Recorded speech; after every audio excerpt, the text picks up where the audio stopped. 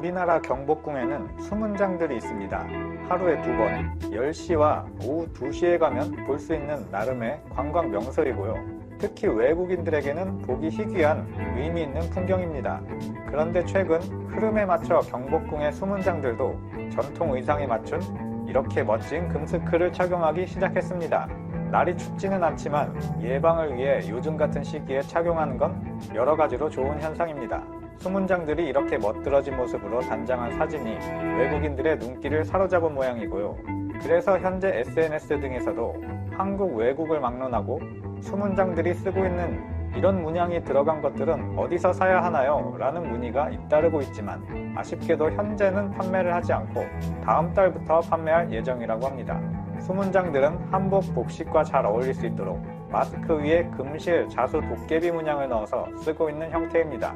관련된 커뮤니티 반응을 살펴보면 먼저 해외 쪽 반응은 이거 어디서 살 수 있을까? 라는 질문이 제일 많았고요. 그 뒤로 보시면 나는 가운데 멋지게 용이 그려진 게 필요해. 어디서 살 수 있을지 누가 좀 도와줘. 이 댓글 아래는 의외로 저 문양에 대해서 외국인들끼리 갑론을박하는 풍경이 펼쳐졌습니다. 저건 용이 아니야, 도깨비야. 도깨비가 뭐야? 어쨌든 알려줘서 고마워. 도깨비라는 건 한국의 고블린이라고 보면 돼. 아니면 오거라고 볼 수 있지. 고블린이나 요정 비슷한 것들이야. 하지만 그렇다고 나쁜 행동만 하는 것은 아니야. 아무거나 좋으니 이런 신화적인 이미지를 가진 것 몇 가지를 알려줄 수 있어? 그림을 그려보고 싶어. 해태라는 것도 있는데 한번 찾아봐. 한국의 악마야. 아니야, 악마는 아니야. 라면서 논쟁이 붙는 장면도 있습니다. 그것들은 한국 전래동화에 나오는 것들이야. 일단 사람은 아니지만 사람과 꽤 친근한 편이지. 도깨비들은 사람들한테 장난치거나 내기하는 걸 좋아해. 사람들이 그들을 못살게 굴면 매우 거칠게 벌여주지만 만약 같이 놀거나 친하게 대해주면 반대로 도깨비들이 사람에게 행운을 가져다 준다. 그러니 도깨비는 악마와 같은 사악한 존재만은 아닌 거지. 이 트위터 링크에서 보면 국립고궁박물관에서 작년까지 팔았던 모양이야. 하지만 늘어난 수요 때문에 이젠 예약제로 판매하고 있어. 2차 예약 주문은 끝난 것 같네. 언제 3차 주문을 시작할지는 모르겠어. 대답 고마워. 하지만 너무 비싸네. 마스크 한 장에 $40라니. 맞아, 그럴 수 있어. 설명에 쓰여있는 바로는 모두가 수제 제작이고 3차 주문은 4월부터 가능할 거라고 하네. 일회용 같아 보이지는 않아. 필터가 달려있어서 갈아 끼울 수 있을지 궁금한걸. 안에 N95 필터를 삽입할 수 있는 주머니가 있어. 하지만 그게 없더라도 외피가 방수 재질인 만큼 수술용처럼 약간의 방어 효과는 있을 거야. 수술용과 N95 둘 다 외피에 방수 안감이 들어가. 하지만 안쪽은 절대 아니지. 글쓴이가 올린 사진에 나온 건 확실히 세척 가능한 첫 마스크야. 그리고 만약 외피가 방수 안감으로 되어 있다면 그건 수술용과 동일한 효과를 가진다는 말이 되지. 재사용 가능한 것들 중 몇 개는 안에 주머니가 있어서 N95 필터를 삽입이 가능해. 그러나 이 필터들은 일회용이고 세척도 불가능하지. 이 밑으로는 맞다 아니다 장문의 갑론을박이 이어집니다. 저건 진짜로 좋은데 나도 하나 있었으면 좋겠군. 이건 진짜로 멋져. 하지만 미국에서는 이렇게 입을 가리는 풍경은 찾아볼 수도 없는데 한국인들은 디자이너가 한 땀 한 땀 공을 들인 마스크를 만들고 있구나. 정말 마음에 들어. 이게 그냥 천보다는 뭔가 더 있다고 아무나 설명 좀 해줘. 저런 걸 쓰는 사람들은 그게 완벽하게 쓸모가 없는데도 불구하고 그렇다는 사실을 모르고 있어. 역시 서양권에서는 금스크가 쓸모가 없다라는 의견이 많이 있네요. 역시 휴지를 중요시하는 건가요? 가운데 건 진짜로 환상적이군. 멋진 남성용 속옷 무늬 같기도 하다. 나는 이게 진짜 속옷인지 알았다. 나는 왼쪽 게 더 이쁜걸? 나는 소방대원인 줄 알았어. 그렇구나. 저것을 가지고 여러가지 코스프레용으로도 사용할 수 있겠군. 좀 오래된 뉴스네. 수문장들은 이미 1월부터 저 마스크를 쓰기 시작했어. 꽤 멋진데 나도 하나 가지고 싶어. 저거 어디서 사는지 알려줘. 갑자기 드는 생각인데 이 사람들은 진짜 군인이야? 아니면 좀 더 전통적인 군복을 입고 있는 사람들인 거야. 캐나다의 레드코트라고 보면 되나? 그래, 저것은 바로 조선 왕조라는 곳의 정규군 군복이야. 한국에서의 블로그나 커뮤니티 게시판에도 최근 들어서 이 부분들이 화제가 되고 있는데 한국 반응들도 몇 가지 모아봤습니다. A급 전사들이 진급을 해서 SS급이 된 느낌으로 강해 보인다. 여담이지만 드라마 도깨비를 고블린으로 번역해서 세계에 납품한 그 이상한 방송국이 생각나네요. 고블린이랑은 상관이 없는데 그냥 발음나는 대로 도깨비라고 했어야 하지 않나. 정식 번역으로 이름을 붙인 것은 도깨비는 코리아 몬스터라고 되어 있습니다. 다만 그 코리아 몬스터라는 상표권을 등록한 사람이 이미 있으므로 고블린으로 한 것입니다. 여기는 또 도깨비랑 고블린으로 번역하는 게 맞냐 틀리냐에 대해 논란인데요. 미국 쪽에서는 초반에 도깨비를 가디언이라고 부르기도 했다. 이는 현재 국내 유명 드라마로 방영된 그 도깨비의 공식 영문 명칭이기도 하다.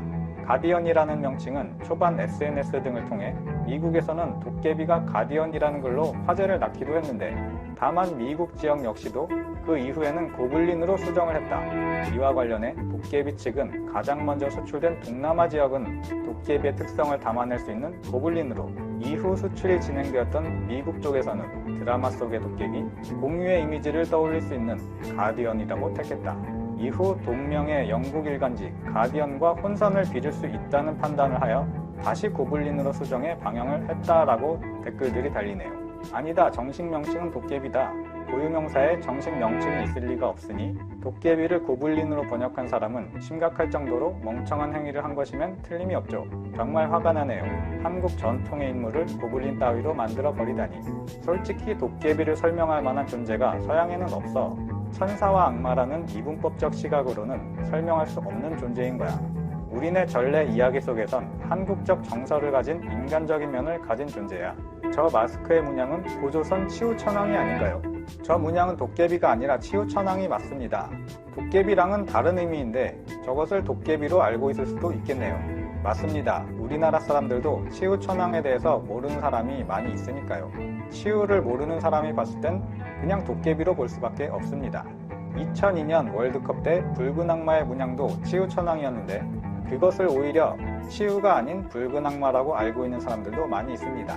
저것은 좀 겨울의 방한용 같고 여름에 할 수 있는 버전으로 하나 더 나왔으면 좋겠네요. 그리고 이 댓글을 마지막으로 마무리하겠습니다. 와, 국가 이미지가 올라가니까 자연스럽게 여기저기서 한국의 역사에 관심들을 갖네요. 도깨비에 대해서 이런 깊은 철학이 담겨 있을 줄은 나도 몰랐고 외국 사람들도 여기까지 알고 있을 줄은 미처 몰랐네요. 라는 댓글이었습니다. 여기까지 전해드리고요. 한편 다른 소식 하나를 간단하게 전해드리자면 이번 여름을 대비하는 자세를 갖춰야 한다는 것인데요. 요약하자면 하필 이런 시기에 현재 전국에 내연모기 주의보가 내려졌습니다. 요새 한참 바쁜 질본에서는 3월 26일 날짜로 올해 첫 내연모기를 발견했다고 밝혔는데요. 학계 용어로는 이렇게 쓰는데 번역을 하면 작은 빨간집 모기라고 합니다. 얘네들이 제주 지역에서 첫 발견되어 채집됨에 따라 바로 주의보를 발령을 했습니다. 그리고 이 주의보는 사실 매년 발령이 되고 있기 때문에 이거 자체로는 특별한 건 아니지만 올해는 작년에 4월 8일 발령됐던 것보다 2주나 빨리 발령되었다는 게 특이한데요. 그리고 최근 10년간은 모두 4월 달에 발견되어 첫 발령을 해왔는데 올해만큼은 하필 이럴 때 빠르게 3월에 발견되어 10년 만에 가장 빨리 발견되었다고 합니다. 이 원인으로는 제주 지역, 부산 지역, 전남 지역 등 남부 지역에서 온난화 작용으로 1, 2월의 평균 기온이 평년 대비 2.3에서 2.6도씩 높아졌기 때문인 것으로 분석이 되는데요. 그 때문에 모기들의 활동도 상대적으로 빠르게 시작된 것입니다. 그런데 하나 주목해야 할 건 이 내연모기에 물렸을 때도 하필이면 현재 이슈가 되고 있는 증상하고 비슷한 게 나올 수가 있다는 점인데요. 즉, 한 번 물리면 거의 99%의 확률로 일정 부분 열이 나는 증상입니다. 다행히 열만 나다 끝나는 경우도 있기 때문에 이때는 아무 문제가 없다고 하지만 극히 드문 확률로 0.4%의 확률이라고 하는데 치명적인 증세가 나타나는 경우가 있다고 합니다. 이때는 급성 호흡곤란이나 발작까지도 일으킬 수가 있기 때문에 주의하라고 말하고 있고요. 이런 증세가 나타났을 때는 거의 4명이 1명꼴로 생명을 잃었다는 무서운 통계도 있다고 합니다. 따라서 미리 예방하려면 무엇보다 모기에 물리지 않는 것이 제일 중요하고 기본적으로 예방접종을 해두는 것을 권장하고 있습니다. 그리고 일상생활에서는 아무리 요새 집안에만 있기 답답하다고는 해도 밖에 외출할 때나 혹여 텐트를 칠 때가 있을 때는 반드시 모기 기피제를 쓰고 얘네들이 좋아하는 향수나 화장품 같이 진한 냄새를 풍기는 물건의 사용을 자제해달라고 하고 있습니다. 그리고 딱 붙는 바지는 오히려 얘네들이 물기가 좋은 구조가 나온다고 하고요. 의외로 펑퍼짐한 바지를 입을수록 다리 쪽은 덜 물린다고 하네요. 마지막으로는 성인에게도 물론 필요하지만 생후 12개월에서 만 12세 이하의 어린이는 무조건 예방접종을 하라고 안내하고 있습니다. 끝까지 시청해주셔서 감사합니다. 오늘도 안전한 하루 보내세요. 요즘 정말 많은 분들이 자영업자 분들부터 해가지고 정말 많은 분들이 경제 관련된 분들도 그렇고 힘들어하고 있죠. 정말 그래도 힘내셨으면 하는 바람 전하면서 추천 한번 또 부탁드리면서 들어가 보겠습니다. 오늘은 또 중대 발표가 정부에서 있었기 때문에 그에 대한 이야기를 한번 해보려고 합니다. 참고적으로 시작하기 전에 당부 말씀드리면 향후 시장 전망이나 경제 전망 그런 것에 대한 이야기는 전혀 없고 사실관계, 지금 이미 드러난 그냥 사실관계만을 브리핑 해주는 정도의 녹음물임을 참고해서 이제 예측을 만약에 원하시는 분은 뒤로 가기 부탁드립니다. 자, 오늘 대한민국 역사상 처음으로 코스피와 코스닥 동시 서킷 브레이커가 발동을 했죠. 주식을 안 하시는 분들도 있기 때문에 간단히만 말씀드리면 서킷 브레이커라는 것은 전일 종가지수 대비 지수가 8% 이상 하락하는 상황이 1분 정도 지속이 되면 발동이 되는 그런 거고요. 20분 정도 거래를 금지시킵니다. 물론 나라마다 룰은 다른데 어쨌든 우리나라는 그렇고요. 우리나라는 주식 역사상 유례를 찾아볼 수 없을 정도의 일이 벌어졌고, 그럼 우리나라만 이런 사태냐, 이제 관심이 크게 없으신 분들도 많잖아요. 그런 분들에게 말씀드리면 그것은 아닙니다. 전 세계적인 사태고요. 다우존스가 어제 기준으로 무려 9.99% 하락했는데 이 수치는 120년 역사상 두 번째 낙폭입니다. 120년 동안, 그러니까 미국이라는 나라에 다우지수가 생긴 게 120년 정도 됐는데 이 120년 동안 겪어본 이 낙폭 중에서 역사상 두 번째로 큰 낙폭이었다. 그간 얼마나 많은 일들이 있었겠어요. 경제 위기, 리먼 브라더스, 수많은 금융위기들이 있었는데 그런 수많은 금융위기 중에서도 역대 두 번째로 최대 낙폭이었다라는 의미죠. 첫 번째는 이제 1987년에 블랙 먼데이라는 아주 유명한 역사적인 날이 있는데 그날 이후였다. 이렇게 생각하시면 될 것 같아요.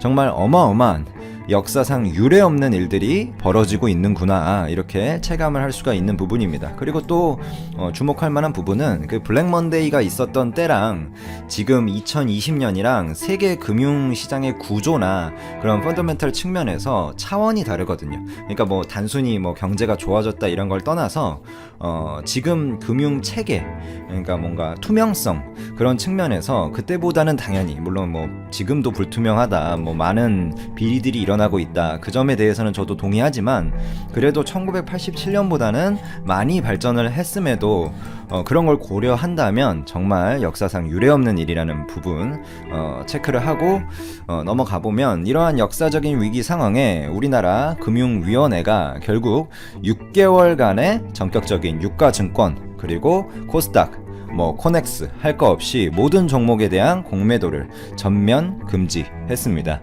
이 내용에 대해서는 좀 늦게 했다, 지금이라도 어디냐, 등등 구독자분들마다 이제 의견이 갈리는 측면이 있기 때문에 저는 사실관계만 전달드리고 판단은 댓글에 맡기겠습니다. 이는 2011년 8월 이후에 8년 7개월 만에 한국에서 처음으로 있는 조치입니다. 역사상으로 보면 역대 세 번째에 해당하는 조치고, 2011년 전에는 2008년 글로벌 금융위기 당시 공매도를 금지한 적이 있었죠. 또한 6개월 동안 상장회사의 1일 자기주식 매수 주문 수량 한도를 이제 완화하는 방안을 내놨습니다. 현재는 이 상장 회사들이 자사주를 취득하고자 하는 경우에 한 10거래일에 걸쳐서 전체 물량을 좀 나눠서 취득해야 되는 그런 법이 정해져 있었거든요. 근데 다음 주 월요일부터는 배당 가능 이익 한도 내에서 취득하고자 하는 만약에 자사주가 있다면 전체를 단 하루 만에 매입할 수 있게 좀 완화를 했다, 이런 이야기고요. 또한 증권회사에 그 반대 매매라는 게 존재를 하거든요. 6개월간 요것에 대해서도 이제 억제하겠다라고 발표를 했습니다. 이것은 자기가 그러니까 주식을 하시는 뭐 사람이 있다면 예수금이라는 게 있거든요. 그러니까 증권 계좌에 돈을 넣으면 그걸 예수금이라고 부르는데 그 예수금 일부를 이제 입금하고 뭐 주식을 사고 이렇게 되면 그 예수금이라는 것을 담보로 해서 마치 주택담보대출 LTV, 그러니까 주택을 담보 삼아서 이제 대출을 받듯이 일정 비율의 예수금 담보대출이란 것을 받을 수가 있는데 그것을 이제 신용융자라고 부르는데 소위 신용융자 담보비율 유지 의무를 완전히 면제한다는 조치입니다. 그러니까 원래는 뭐 예를 들어 신용융자 예수금 담보로 대출을 받으면 어느 정도 이상 일정 비율 이상 그 담보 비율까지 깨지면 자동으로 반대 매매가 나가서 그것을 이제 그 뭐라고 해야 되죠? 그러니까 자동으로 갚는 거죠. 그러니까 자동으로 갚게 강제가 되어 있는데 그것을 좀 완화한다. 그러니까 억제한다 반대 매매를. 이게 반대 매매가 나가는 것을 억제한다. 뭐 요 정도로 이해하시면 될 것 같습니다. 이런 부분에 대해서 또 제 개인적인 생각들이 있긴 한데 그것은 생략하고 오늘 이 정도가 오늘 있었던 사실관계입니다. 뭐 S&P 선물은 제가 녹음하고 있는 이 순간에는 일단 올라가고 있고 우리나라 시간에도 뭐 어쨌든 낙폭을 조금 줄이고 있긴 한데 미래는 절대 뭐 저 같은 지식이 없는 사람이 알 수 없는 일이고 저는 이 정도로만 사실관계 정도만 간단히 전달을 드리고 두 번째 주제로 넘어가 보겠습니다. 이 트럼프 대통령이 전격적으로 도쿄 이 하계 올림픽 개최를 1년 정도 연기하는 방안을 아베 총리에게 공식적으로 제안을 했습니다. 그러면서 트럼프 대통령이 한 언급을 그냥 그대로 말씀드리면 텅 빈 경기장에서 경기를 치르는 것보다는 1년 정도 연기하는 게 낫지 않겠냐라는 발언 등을 했고요. 이게 유례적인 발언인 게 지난 3일만 해도 그러니까 3월 3일만 해도 트럼프가 아베 총리에 대한 언급을 했었는데 그때 아베 총리가 스스로 결정하게 나는 두려고 한다. 뭐 그거에 대해서 뭐 내가 관여하지 않으려고 한다. 아베는 내 프렌드다. 뭐 이러면서 뭐 이런 말 언급들을 했었는데 오늘은 말만 좀 나의 사견일 뿐이다 라면서 조금 간접적인 표현을 썼지 일본을 공식적으로 압박한 것으로 풀이가 됩니다. 이 한국 나라의 대통령이 이런 말을 사견이라는 표현을 물론 붙였지만 이런 공식적인 자리에서 전화통화도 긴급히 하고 뭐 이렇게 언론 인터뷰도 하는 것은 뚜렷한 정치적 목적을 두고 언급을 하는 것이기 때문에 요게 사견이라고 해서 우리가 그냥 사견을 말한 거구나 라고 받아들일 부분은 아니라고 생각이 되고요. 그러나 이에 대해 일본은 예정대로 개최하겠다라는 의견을 밝혔죠. 일본 정부는 공식적으로 하시모토 세이코 올림픽 및 패럴림픽상을 내세워 트럼프 대통령의 발언을 일본도 물론 인지를 하고 있지만 IOC 그러니까 국제올림픽위원회나 일본에 있는 도쿄올림픽 그 조직위원회도 이 올림픽에 대한 연기를 한다든지 취소를 한다든지 이런 사항에 대해서는 일절 검토하고 있지 않다라고 단언을 하고 이제 말을 딱 이제 강조를 했습니다. 또한 이 고이케 유리코 도쿄도 지사가 있는데 경기도 지사처럼 도쿄도 지사가 있는데 바로 어제였죠. 도쿄올림픽 그리고 패럴림픽을 취소하는 선택은 일본 입장에서 또 있을 수 없는 일이라고 어제도 딱 잘라 말했는데 이게 왜 의미가 있냐면 어제 이제 고이케 지사가 아베 총리랑 면담을 하고 그 다음에 직후에 이런 말을 한 거거든요. 그러니까 이 고이케 지사가 이제 일본은 절대 그런 일은 없다라고 말한 것은 아베 총리의 의중을 그대로 전달한 것이다 라고 우리가 받아들일 수 있는 부분이죠. 그 이후에 이제 기자회견이 있었는데 도쿄올림픽은 7월 24일 날 개최되며 그 일정에 대한 변화는 현재 전혀 없다라고 똑같은 말을 되풀이하면서 선을 딱 잘라 그었습니다. 자, 오늘 이 많은 일들이 정말 있었는데요. 뭐 영향이 아예 없어가지고 뭐 편하게 하루를 보내신 분들도 있고 하루하루 초조하게 보내시는 분들도 있을 것 같습니다. 그래서 이런 속보가 있을 때 전해드리는 게 또 예의라고 생각이 돼서 물론 뭐 뉴스를 통해서 다 접하시겠지만 그래도 이제 혹시라도 한 분이라도 뉴스를 이제 뭐 접하시지 못한 분이 있다면 도움이 되길 바라는 마음에 이런 녹음물을 찍어서 또 올리고요. 오늘 정부의 공매도 그리고 반대매매 관련 정책에 대한 속보를 하나 전해드렸고, 트럼프와 아베의 전화 통화 내용 그리고 그에 대한 일본의 입장에 대해서 또 전해드렸는데요. 이에 대한 구독자분들의 의견이 정말 다양하게 나뉠 듯 판단이 됩니다. 저는 뭐 잘했다 못했다, 뭐 빨랐다 느렸다, 뭐 나쁘다 착하다, 뭐 이런 말씀, 주관적인 말씀을 드리기보단 사실관계만을 전해드리는 입장이고, 구독자분들이 관련 해박한 지식, 통찰력 등을 댓글로 남겨주시면 저도 한번 공부해보는 시간 갖도록 하겠습니다. 요즘 정말 경제도 경제고 살아가기가 팍팍한 한때를 지나고 있는 것 같습니다. 뭐 약속 같은 것도 잘 못 가지고 있고요. 어쨌든 저는 뭐 지나가리라 믿고 모든 분들이 긍정적인 마음으로 조금이라도 힘내셨으면 하는 바람입니다. 또 세계에서 우리나라뿐만 아니라 안전을 위해서 힘쓰고 계신 모든 분들께 이제 존경하는 말씀